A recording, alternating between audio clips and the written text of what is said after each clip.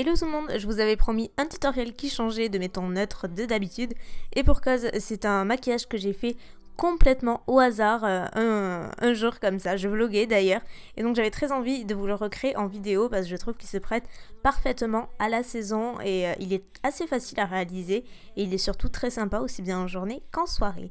Donc on commence. Comme d'habitude, j'applique ma base Benefit sur l'ensemble de ma paupière et vous avez vu que j'ai placé un bout de scotch sur le coin externe. C'est justement pour éviter de dépasser et ça fait un make-up plus clean.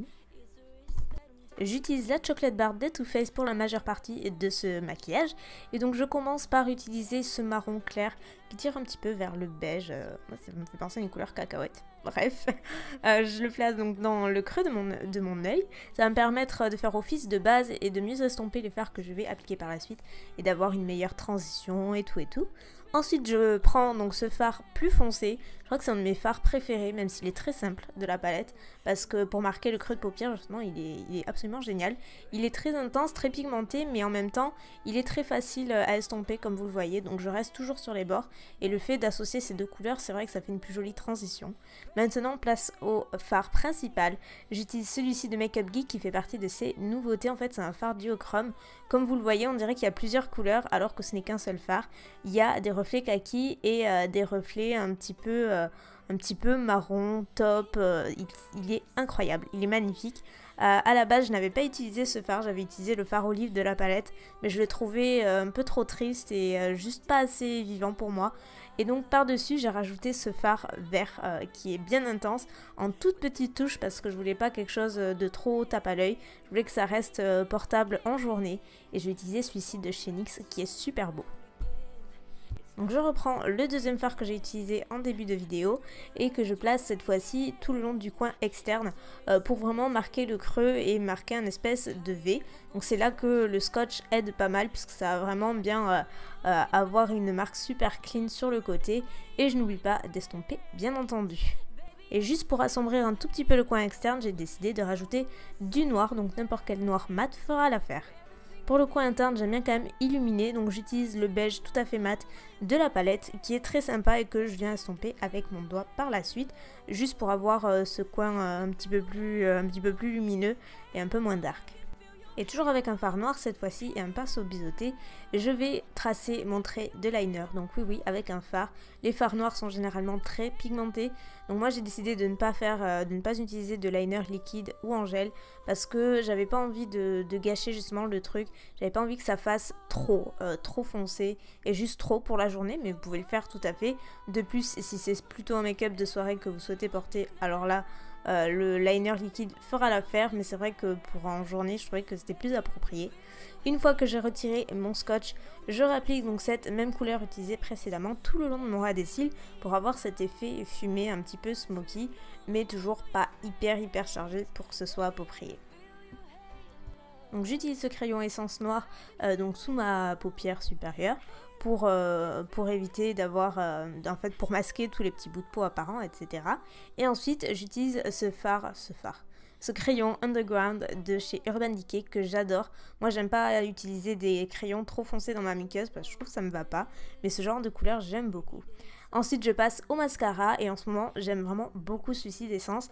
J'utilise quelques nouveaux produits d'essence en ce moment et je pense que je vous ferai une vidéo mais pas tout de suite parce qu'il y a vraiment plein de jolies surprises et ils ont vraiment de chouettes produits, vous savez combien ils ne sont pas chers.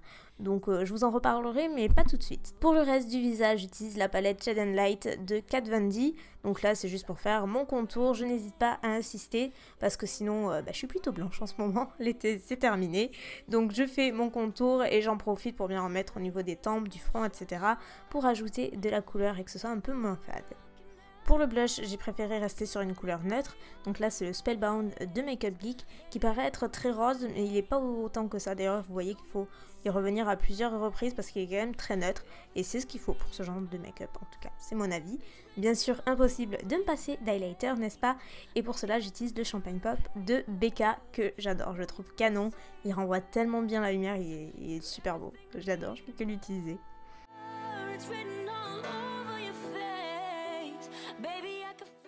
Pour les lèvres, je vais vous présenter deux options. Donc la première, c'est celle que je portais dans le vlog. La deuxième, c'est celle que j'aurais tendance un petit peu à préférer, mais ça dépend. Honnêtement, j'aime les deux. Donc je commence donc pour la première option à redessiner donc mes lèvres avec ce crayon Charlotte Tilbury. J'ai oublié de vous filmer les close-up des crayons, mais je vous mettrai bien sûr les détails en barre d'infos comme d'habitude. Donc après avoir redessiné le contour de mes lèvres, j'applique ce rouge à lèvres MAC, c'est le Peach Stock. Il est super sympa et il tire vers le pêche comme vous pouvez le voir. Et moi j'aime beaucoup, avec ce genre de make-up, voilà, c'est un rouge à lèvres nude tout simplement.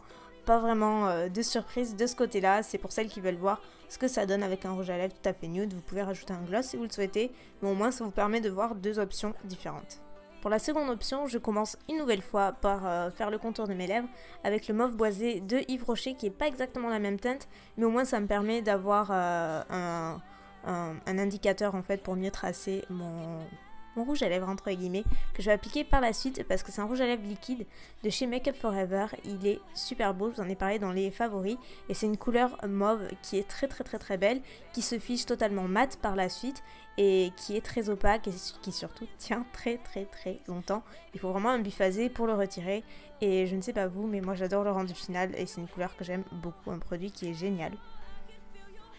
Donc voilà le résultat final, n'hésitez pas à me dire quelle option vous préférez, soit la première plus nude, soit la deuxième plutôt mauve, voilà, qui est pas tout à fait neutre, mais qui ajoute un soupçon de couleur et qui fait moins fade, je trouve.